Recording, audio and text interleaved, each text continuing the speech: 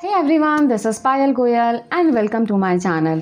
सो friends, मैंने एक video बनाई थी कोई मुझे समझता नहीं है, जिसके थ्रू मैंने अपनी फीलिंग्स, अपने थॉट्स एक्सप्रेस किए थे। उसी को देख के मुझे कुछ यंगस्टर्स ने अप्रोच करा, क्योंकि उनको भी यही लगता है कि कोई उन्हें समझना ही नहीं चाहता है।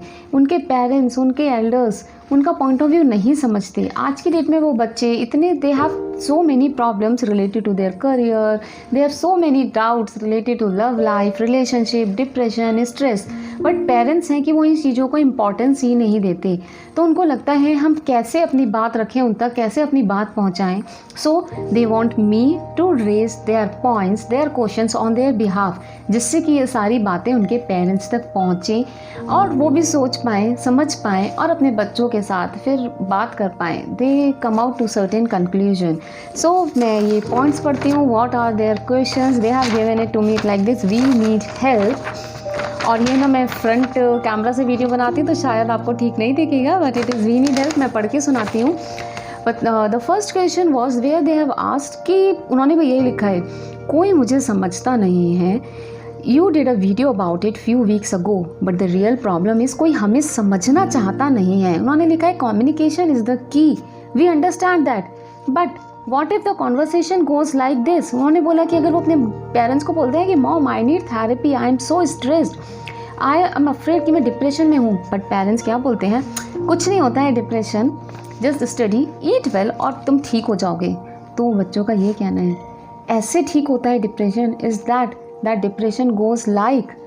अगर पेरेंट्स ही हमारी बात नहीं समझेंगे और इस तरह से वो रिप्लाई करेंगे तो हम कैसे उन तक अपनी बात पहुंचाएं। ये is a very important question, but अभी इसमें मैं सिर्फ सारे क्वेश्चंस पढ़ती हूँ।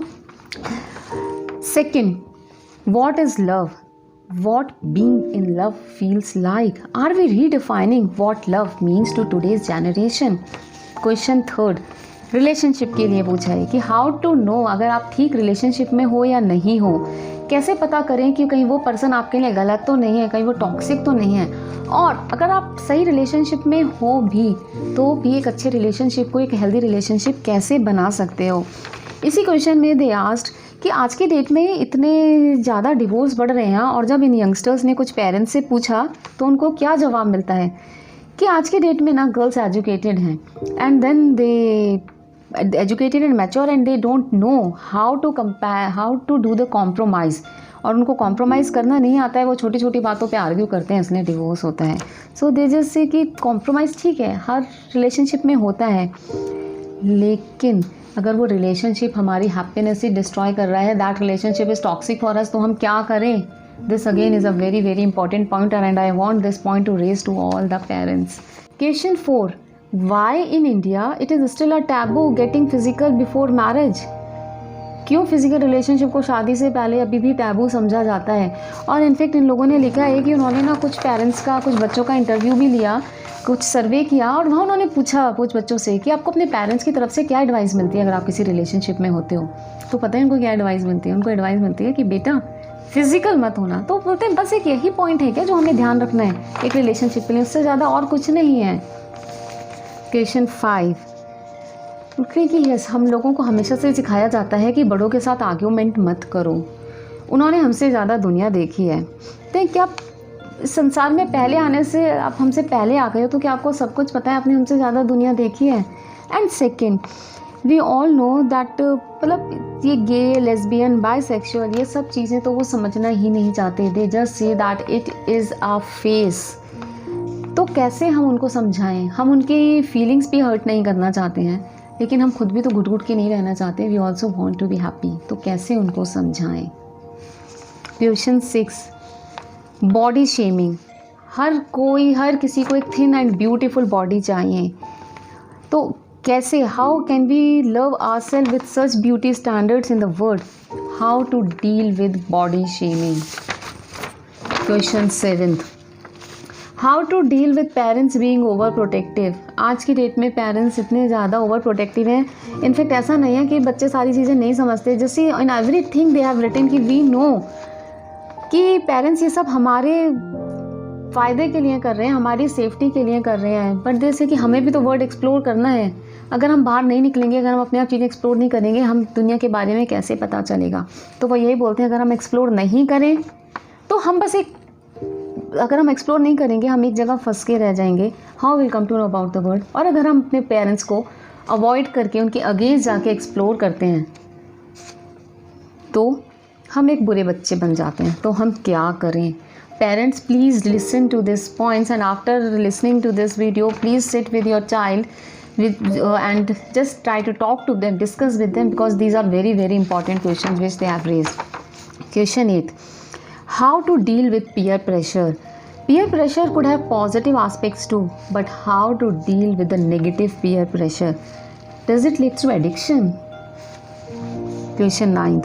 How and when should we trust someone? हम किसी का ट्रस्ट कर देते हैं एंड देन हमारा दिल टूट जाता है। We don't trust a person, relationship end हो जाता है। What is the key we should choose to trust और not to trust? How to deal with the trust issues?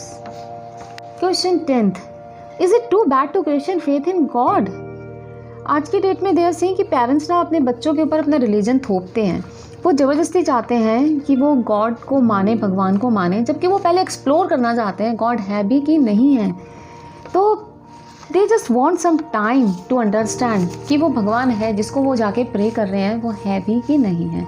तो ये थे 10 पॉइंट्स जो उनकी तरफ से उन्होंने रेज करे थे।